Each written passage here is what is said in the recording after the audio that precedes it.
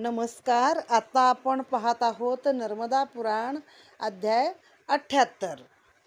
त्वदीय पाद पंकजम नमामि देवी नर्मदे अलक्ष्य लक्ष्य किन्नरामरासुरादिपूजितं सुलक्ष्य नीरतीरधीर पक्षी लक्ष्य कूजितं वशिष्ठ शिष्ट पिप्पलादिकर्दमादिमशर्मदे त्वदीय पाद पंकजम नमामि देवी नर्मदे.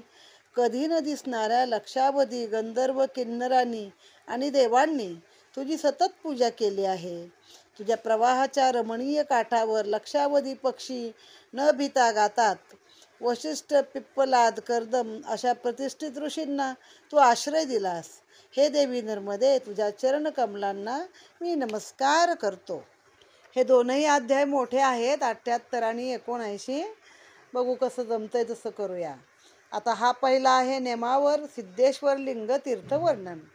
सांप्रत नेमावर हे नर्मदा मातेच्या उत्तर तटावर असून हे स्थान नर्मदेचे नाभिस्थान मानलेले आहे. मैयाच्या पात्रात मध्यभागी नाभिकुंड असून त्यातील शिवलिंग स्वयंभू नाभीच्या आकाराचे आहे. या ठिकाणी ध्वज असून परिक्रमावासी मात्र तेथे जाऊ शकत नाहीत. तिथे गेल्यास इतर वेळी पाणी गोल गोल फिरते. या भोवऱ्यालाच नर्मदेची नाभी म्हणतात.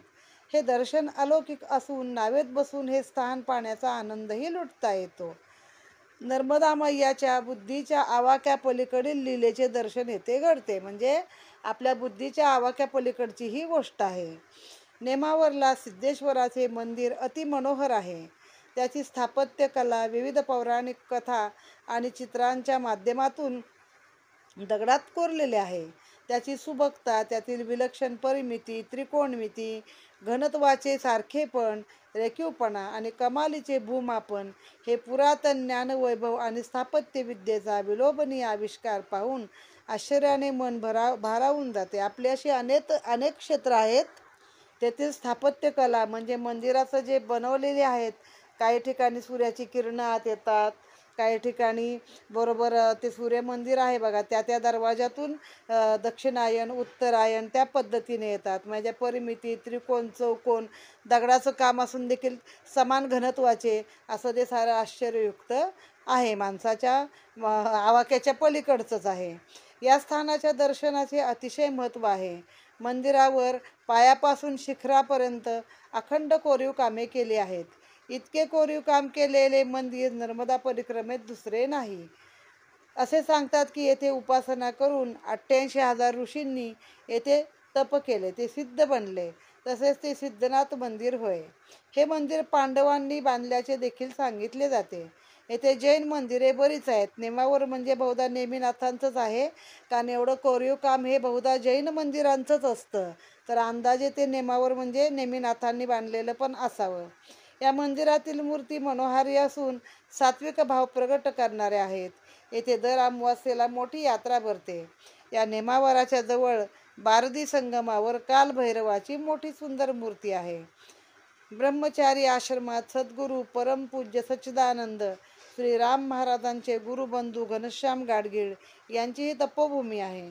त्यांना रामदर्शन झाले असून त्यांनी आपला देह याच ठिकाणी ठेवला. अशा भगवत भक्तांच्या पदस्पर्शाने पुनीत झालेल्या भूमीचे दर्शन घडणे हा आयुष्यातील मोठा विलक्षण योग आहे. आता सांगण्याची गोष्ट म्हणजे हे जे लेखक आहेत त्यांनी मूळ हे जे गुरुबंधू आहेत त्यांचे राम महाराज आणि घनश्याम गाडगीळ यांच्याबद्दल सुरुवातीला चित्र आणि त्यांची माहिती दिलेली आहे. तर हे स्वतः त्यांचे भक्त आहेत. त्या प्रेरणेतूनच हे आलेलं आहे, गोष्ट ही रचना आलेली आहे. नेमावर हे स्थान नर्मदेच्या मध्यभागी येत असल्यामुळे या स्थानास नाभिस्थान असे म्हणतात. या स्थानावर पवित्र सिद्धनाथ महादेवाचे मंदिर आहे. हे मंदिर बरेच प्राचीन असून त्याची कलाकुसर आणि बारीक नक्षीकाम वाखाणण्यासारखे आहे. हे मंदिर कृष्णभक्त पांडवांनी बांधलेले आहे. आता हे परत नेमावरचीच माहिती थोडक्यामध्ये. नेमावर ही तपोभूमी असल्याने चारही आश्रमातील लोकांनी आपले आचरण कसे सांभाळावे याचा उत्तम धडा सनतकुमार यांनी घालून दिला. सनकसनंदन सनातन सनतकुमार यांनी सर्व ऋषींच्या आग्रहावरून परमगुह्य व पारलौकिक श्रेय साध्य करण्यास अनुकूल अशी एक आचारसंहिता निर्माण केली, ती प्रत्येकास सांगितलेली आहे. आता हे सनक मुनी, सनक सनंदन हे चार हे आहेत, ऋषी आहेत सगळे. सनक, सनंदन, सनातन, सनतकुमार हे चारही भाऊ आहेत. सनक मुनी ही सर्व ऋषी मंडळींना ब्रह्मचारी आश्रमाची संहिता. आता ब्रह्मचारी आश्रमात पहिलं कसं राहिलं पाहिजे, आपल्या याच्यानुसार हिंदू धर्मानुसार आपले 4 आश्रम आहेत. त्यामध्ये ब्रह्मचारी आश्रम आहे, गृहस्थ आश्रम आहे आणि वानप्रस्थ आश्रम पण आहे. त्याच्या आधी बालक, तो एक धरून तो 4 प्रकार झालेले आहेत. तर आता कसं सांगितले त्यांनी, ब्राह्मण बालकाचा उपनयन संस्कार वयाच्या 8व्या वर्षी करून त्याने गुरुकुलामध्ये कमीत कमी 1 तप राहावे. म्हणजे 8व्या वर्षी संस्कार करायचे आणि 1 तप म्हणजे 12 वर्ष, म्हणजे साधारण तिथून बाहेर पडताना तो 20 वर्षाचा तरुण असेल. दररोज भिक्षा मागून गुरूंना अर्पण करून गुरूंनी दिलेल्या प्रसादावरच राहायचं, आपला उदरनिर्वाह करायचा. गुरूंची आज्ञा कधी उल्लंघन करायची नाही. नित्य नियमाचे पालन करून वेद अध्ययन करणे. नेहमी पृथ्वीवर झोपावे, म्हणजे जमिनीवर झोपावे. कधीही खोटे बोलू नये, नेहमी गोड आणि सत्य बोलावे. रोज आहुतीच्या माध्यमाने अग्निनारायणाची, अर्ध्याद्वारे सूर्याची, चाऱ्याद्वारे गायीची, अन्नदानाद्वारे अतिथीची आणि सेवेद्वारे गुरूंची पूजा करावी. बघा किती छान सांगितलं. एक तर जमिनीवर झोपा हे पण सांगितलंय. आणखीन अग्नीला हवन द्यायचा, हव्य भाग द्यायचा, मग ती झाली अग्निनारायणाची सेवा. अर्धे द्यायचं सूर्याला, आपण उंजळीत पाणी घेऊन देतो ना, सूर्याला अर्धे द्यायचं, त्याची सेवा करायची. गाईला चारा घालायचा, येणाऱ्या अतिथीला भोजन घालायचं, जे काही तुमच्याकडं असेल ते. आणि गुरूंचे पाय वगैरे दाबणे, पूजा करणे, त्यांची ही गुरूंची सेवा झाली.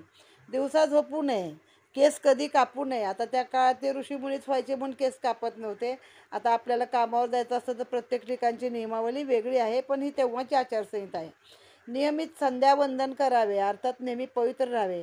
अशा प्रकारे कमीत कमी 12 वर्ष गुरूंच्या जवळ राहून इंद्रियाचे संयम नियम पाळून करावे. पुढे आता हे झालं, कोणी सांगितलं, सनक मुनींनी सांगितलं. आता पुढे सनंदन महर्षी यांनी गृहस्थ आश्रमाची आचारसंहिता सांगितलेली आहे. ते सनंदन, सनक सनंदन सनकाधिक सनतकुमार असे जे 4 भाऊ आहेत त्यातले. आता सनंदन काय सांगतात, गुरुकुलातून गुरूंची आज्ञा घेऊन आपल्या घरी अर्थात आईवडिलांकडे येऊन त्यांच्या अनुमतीने शीलवान कुलात चांगल्या उत्पन्न झालेल्या कुलातील अर्थात आपल्या वर्णातल्या सुलक्षणी कन्येशी विवाह करून गृहस्थ आश्रम स्वीकारावा. बायकोला भोगपत्नी न मानता धर्मपत्नी मानून त्याप्रमाणे तिच्याशी आचरण करावे. गुरुकुलामध्ये जे काही वेदाध्ययन केले असेल त्याचे नेहमी अवलोकन करून ती वेदविद्या जिवंत ठेवावी. म्हणजे आपलं कसं कॉलेज संपलं, अभ्यास संपला की परत काही मागं बघायची वेळ नाही, तसं नाही. तर ती वेदविद्या घरी पण तुम्ही करत राहा, रोजची ती जिवंत ठेवा, विसरून जाऊ नका. जे आपण अध्ययन केलं असेल ते इतरांना शिकवावे. म्हणजे आपण गुरुच्या ऋणातून काही अंशी मुक्त होऊ. स्वाध्याय कधीही सोडू नये. स्वाध्याय म्हणजे स्वतः केलेला अध्याय, म्हणजे स्वतःच अध्ययन करणे, स्वतः वाचन करणे वगैरे.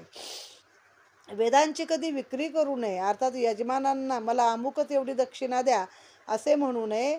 धर्माने द्रव्य मिळवावे. पण यजमान जर देतानाच कंजूशी करत असले तर पोट कसं भरायचं. आत्ताच्या काळात तर सांगावंच लागतं, अमुक एक एवढी दक्षिणा द्या. त्यावेळी आपल्या गतपितरांचे श्राद्धविधी करावेत. हे विधी अत्यंत श्रद्धेने आणि विधियुक्त करावेत. सदा सर्वदा सत्य ब्रूयात, प्रिय ब्रूयात, म्हणजे सत्य आणि प्रिय असे गोड बोलावे. अतिथींची मनोभावे सेवा करावी. कटू सत्य देखील कधी बोलून दाखवू नये. आपल्याला म्हणतात ना, सत्य हे नेहमी कटू असतं. मग एखाद्याला आपण तोंडावरती गोष्ट बोलतो, तू कोणी घाबरतं पण आपण हा तू असं आहे, तुझं तसं आहे. तर याने सांगितलं सत्य कटू पण बोलू नका तुम्ही समोरच्याला. नित्यनियमाने अग्निपूजा करावी, पंचयज्ञ करावे. वडीलधाऱ्या व्यक्तींचा कधी अपमान करू नये. धर्मपत्नीचा अपमान कधीही करू नये, कारण ज्या घरात स्त्रीचा अपमान होतो तेथे लक्ष्मी नांदत नाही. अशा प्रकारे धर्माचे आचरण सांभाळून संतती निर्माण करून त्यांचे यथायोग्य पालन करावे. मुलाबाळांना योग्य मार्गदर्शन करून त्यांना त्यांच्या पायावर उभे करून तसेच त्यांना आपल्या शक्तीनुसार संसार थाटून द्यावा. नंतर आपण या प्रपंचातल्या आसक्तीपासून अलिप्त राहावे. घरात राहून साधना होत नसेल तर वनात जाऊन साधना करावी. त्यालाच वानप्रस्थ असे म्हणतात. आता पंचयज्ञ म्हणजे काय थोडक्यात जरा बघूया. आपल्या रोजच्या दैनंदिन जीवनामध्ये आपल्या हातून अनेक छोट्या मोठ्या जीवांची हत्या होते, हिंसा होते. अगदी शेतातून पीक काढण्यापासून ते दळून कांडून चूल पेटवून तुम्ही काय जे हे पूर्ण करता म्हणजे अन्नाचं जे कार्य करता स्वयंपाक करण्याचं, त्या सगळ्यामधून आपल्या हातून अनेक हिंसा घडलेल्या असतात. आणि त्याच्यामुळं आपण 5 यज्ञ केले तर त्यातून आपण मोकळे होतो. तर एक ब्रह्मयज्ञ आहे, दुसरा देवयज्ञ आहे, तिसरा पितृयज्ञ आहे, चौथा वैश्वदेव यज्ञ आहे आणि पाचवा अतिथी देव हा अतिथी यज्ञ आहे. ब्रह्मयज्ञ म्हणजे जड प्राणी जगात मनुष्यापेक्षा बडकर कोण आहे? पितर, माता पिता, आचार्य, त्यांच्यापेक्षा मोठं कोण? देव अर्थात प्रकृती, 5 शक्ती, देवी देवता, त्यांच्यापेक्षा मोठं कोण? ईश्वर, ऋषीगण. या सगळ्यांच्याकडनं आपण स्वाध्याय वेदपाठ करणे रोजच्या गोष्टीमध्ये, त्याला म्हणतात ऋषी ऋण हे, किंवा हा ब्रह्मयज्ञ आहे. देवयज्ञ म्हणजे काय? देवांना आविर्भाव अग्निहोत्रातून पोचवणे, हा झाला देवयज्ञ. तिसरा पितृयज्ञ म्हणजे काय? सत्य आणि श्रद्धेने केलेलं कर्मश्राद्ध आहे, आईवडिलांसाठीचं तर्पण, ते सगळं आहे.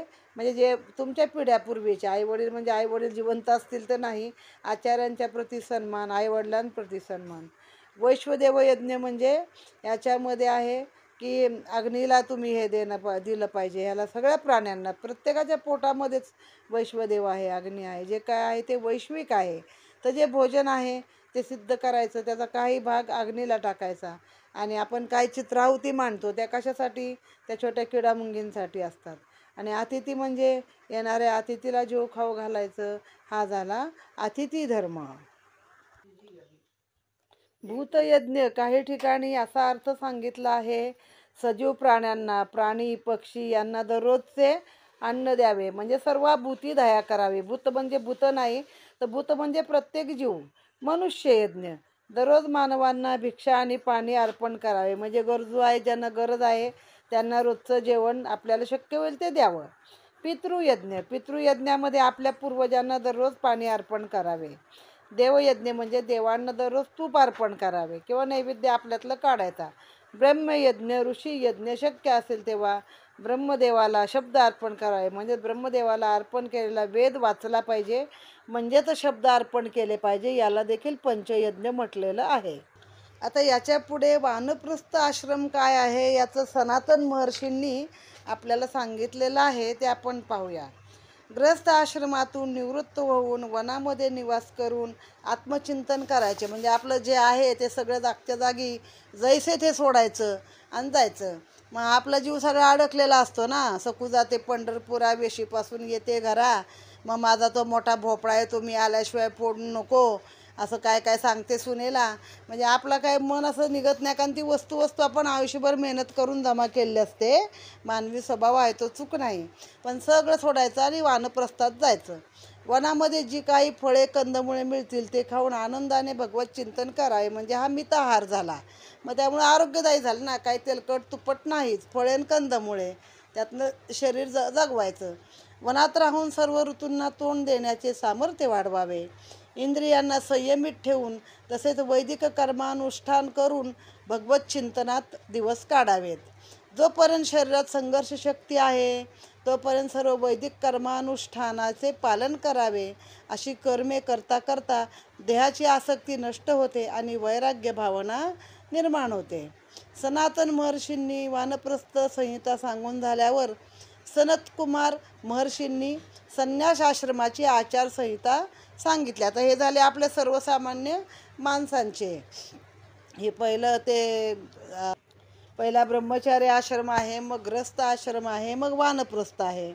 आणि काही लोक जे तारुण्यात संन्यास घेतात त्यांच्यासाठी वेगळे सनतकुमार ऋषींनी सांगितलेले आहे.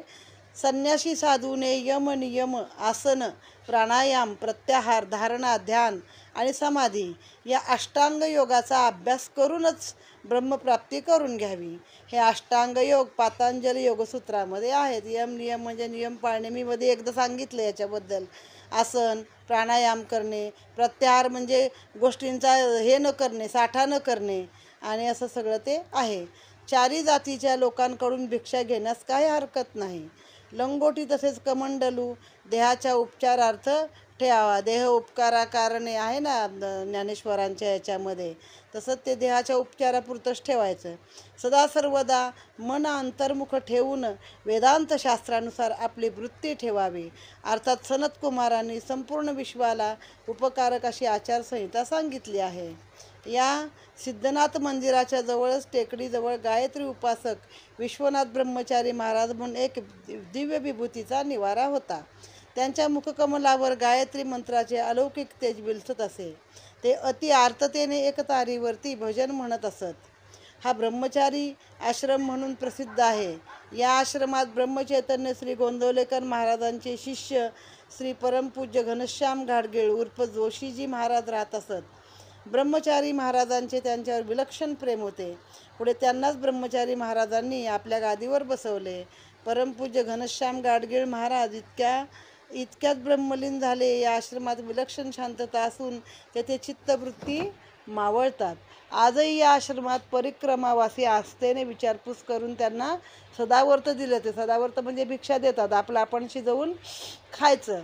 नेमावरला नर्मदा जयंतीचा उत्सव मोठ्या उत्साहाने साजरा केला जातो. या उत्सवास प्रचंड प्रमाणात मंडळी जमते. नर्मदेच्या प्रवाहात एक शिवलिंग असून तिथे पाण्याच्या वेगाने मोठा भोवरा निर्माण होतो. हा भोवरा म्हणजेच नर्मदेची नाभी समजतात. येथे एक मोठा ढो असून लांबूनच येथे पूजा उपचार विधी सर्व होडीत बसून केले जातात. कारण भोवरा आहे ना, शेवटी भोवऱ्यात गेलं की नाभीतनं आत स्वाहाच मग तुम्ही. हा सोहळा मोठा पाण्यासारखा असतो. आता थोडंसं ना ते अष्टांग योग म्हणजे काय त्याच्याबद्दल थोडी माहिती पाहूया. आता अष्टांगाचे योग आपण पाहिले. 8 योग आहेत. त्यातला पहिला यम आहे. यम म्हणजे काय? अहिंसा, सत्यास्ते, ब्रह्मचार्य, परग्रह. यमा म्हणजे काय आहे? त्याच्यामध्ये 5 सामाजिक नैतिक मूल्य आहेत. एक अहिंसा आहे. त्याच्यानंतर दुसरं काय आहे? सत्य बोला, सत्य आहे. सत्याचा अर्थच आहे सत्य. अस्तेय, अस्तेय म्हणजे जेव्हा सर्व रत्ने उपस्थित होतात. अस्तेय म्हणजे चोरी करण्याची वृत्ती नसावी, चोरी करू नका. ब्रह्मचर्य पालन तर माहितीच आहे आपल्याला. आणि ब्रह्मचर्याचे पण 2 अर्थ आहेत की सर्व कामुक सुखामध्ये संयम बाळगणे आणि ब्रह्माच्या ज्ञानात चैतन्य स्थिर करणे म्हणजे ब्रह्मचर्य. अपरिग्रह म्हणजे काय आहे? साठा नाही करायचा आपल्याकडं. बाकीचे किडा मुंगी पशु पक्षी साठा करतात का? नाही. मग आपल्याला जेवढं रोजचं हवं तेवढंच म्हणायचं आहे. हा झाले यम.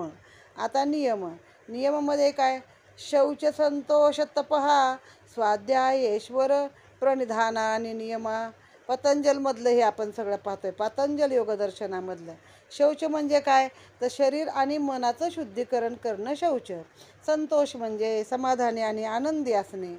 तप म्हणजे रोजचं एक ठराविक वेळेला तप करायचं, ठराविक वेळेला अमकं करायचं, असं एक स्वयंशिस्त पाहिजे माणसाला. स्वाध्याय म्हणजे काय करणे? आत्मचिंतन करणे. आणि ईश्वर प्रणिधान म्हणजे देवाप्रती संपूर्ण समर्पण, संपूर्ण श्रद्धा. हा झाला नियम. पहिला झाला यम, दुसरा झाला नियम. आता तिसरा काय आहे? आसन आहे. योगासनातून शरीरावर नियंत्रण ठेवणे. आसन हा शरीरावर नियंत्रण ठेवण्याचा अर्थ आहे.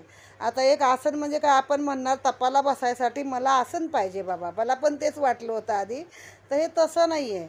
स्थिर सुखासन म्हणजे योगात जी आसनं आहेत योगसूत्रात सांगितलेली, त्या सगळ्या आसनाने आपलं शरीर सुदृढ ठेवायचं आणि आपल्या शरीरावरती नियंत्रण ठेवायचं. अशी ती अनेक आसनं आहेत. त्यामध्ये हठयोग आहे. आणखीन हठयोग प्रदीपिका, घेरडा संहिता यामध्ये याची माहिती आहे. आता यम झाला, नियम झाला, आसन झालं. आता काय आहे? प्राणायाम आहे. तस्मिन्सती श्वास प्रश्वास योगर्ती विच्छेद प्राणायाम. म्हणजे आता आपण प्राणायाम म्हणजे काय करतो? आपल्या श्वासाउच्छ्वासावर लक्ष ठेवणे, नियंत्रित करणे. म्हणजे आता बऱ्यापैकी योग लोकांना माहीत झालेला आहे. या योगामध्ये सगळे आसनं पूर्ण झाल्यानंतर श्वासोच्छ्वासाचा जो प्रकार आपण करतो, अनुलोम विलोम, कपालभाती, भस्त्रिका, भ्रामरी प्राणायाम आणि हे सगळे जे आहेत त्या प्रकाराला प्राणायाम म्हटलेलं आहे. की ज्यामध्ये आपल्या श्वासोच्छ्वास एका ठराविक लयीत घ्यायचा, कधी जोराने कधी हळूवार, जे काही जसं ठरलेलं आहे तसं. म्हणजे आता हा झाला चौथा. यम, नियम, आसन आणि प्राणायाम. आता 5वा आहे प्रत्याहार. पतंजलींच्या मते इंद्रियांना अंतर्मुख करणे, मनाला त्रासदायक असलेल्या वस्तूंपासून दूर राहणे, याला एकाग्र चित्ताचे अनुकरण करणे म्हणजे प्रत्याहार होय.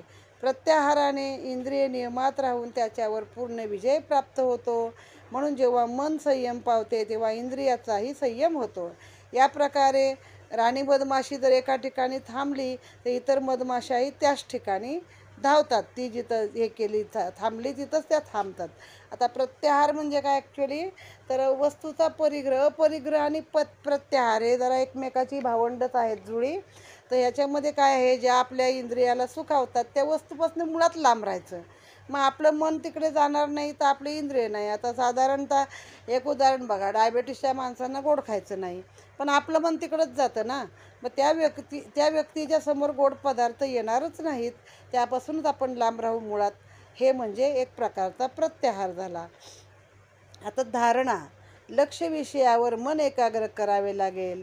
एक विषय मनात ठेवला, त्याच्यावर आपलं लक्ष ठेवायचं, त्या विषयावरच आपण त्या दिवसाची धारणा करत बसायची.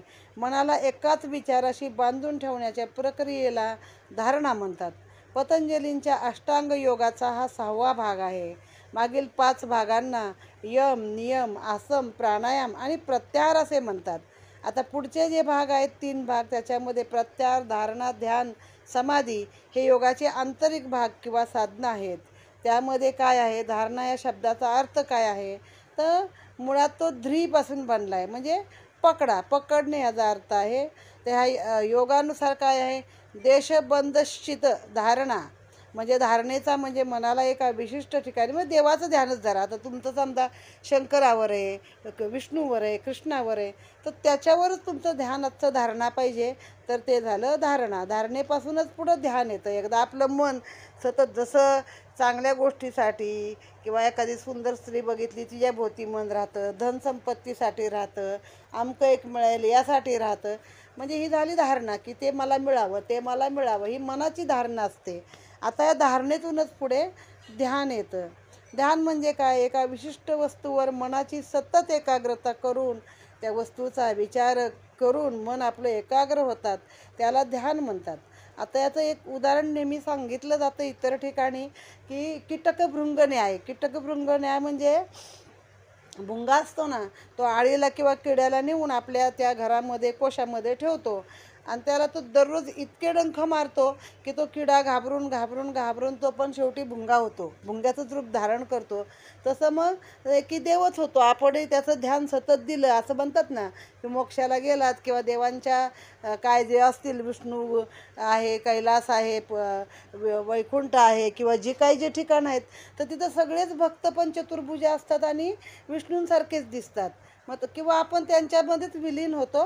तर हे एक प्रकारचं ध्यान आहे. आणि त्याच्या पुढचा जो आहे तो समाधी. ही मनाचीच अवस्था आहे ज्यामध्ये मन वस्तुनिष्ठ वस्तूच्या चिंतनात पूर्णपणे घडून जाते. योग तत्वज्ञान समाधीद्वारेच मोक्षप्राप्ती शक्य आहे. समाधी म्हणजे काय, आपण शुद्धी आणि बेशुद्धीच्या ज्या एका अवस्थेत असतो, जिथं आपलं ध्यान अतिशय सुंदर लागतं आणि मग ती समाधी असते. तिथूनच पुढे मोक्षाचा मार्ग आहे. म्हणजे आपली वृत्ती अशी होते न उल्हासे न संतापे, कशाचा रागही येत नाही, कशाचा आनंदही वाटत नाही. तीच झाली समाधीची अवस्था झाली. संप्रज्ञ समाधीमध्ये पृथक्करण, चिंतन, आनंद आणि आत्मज्ञान होण्याचा समावेश आहे. असंप्रज्ञात सर्व सात्विक, राजसिक आणि तामसिक वृत्ती त्याने रोखल्या जातात. तेच न उल्हासे न संतापे याला म्हटलं जातं समाधी. असा हा अष्टांग योग आहे. आणि एकाच वाक्यात त्यांनी पहिल्या सुरुवातीलाच सांगितलं आहे की साधूंनी या सगळ्या अष्टांग योगाचा अभ्यास करूनच ब्रह्मप्राप्ती करून घ्यायची आहे. अशा रीतीने अध्याय 78 आता संपला आहे आणि 79 अजून बराच मोठा आहे. तो पण 30-35 मिनटाचा होईल. मग तो मी नंतरच्या भागामध्ये एपिसोडमध्ये करते. नर्मदे हर.